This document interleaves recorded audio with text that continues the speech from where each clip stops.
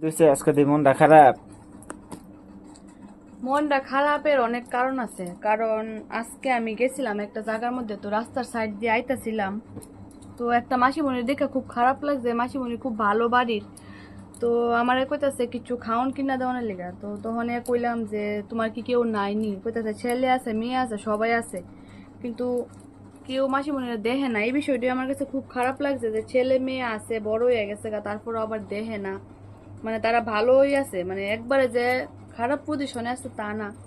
তো বিষয়টা আমার কাছে খুব খারাপ লাগছে আর কি, যে মা বাবারা তো দেখানোর দরকার। আমাদের এই সমাজের মধ্যে যে কত ধরনের কত মানুষ, এত কিছু থইও মা বাবারা দেখে না। তো এই বিষয়টা আমার খুব খারাপ লাগছে আর কি। এই লেগা মনটা একটু খারাপ আর কি, আর কিছু না।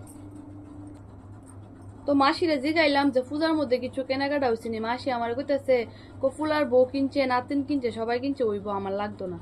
তো এই বিষয়টা মানে নিজের মনের ভিতরে খুব খারাপ লাগছে আর কি। মানে দুর্গাপূজা আইছে, সবাই তো কত আনন্দ করতেছে, কত কিছু করতেছে, আর এমন কত মাসিরা, কত মিশু বা ভাই, কত কিছু রাস্তা সাইডে এভাবে থাকে। তো এটা খারাপ লাগছে আর কি বিষয়টা দেখে, সে এটাই।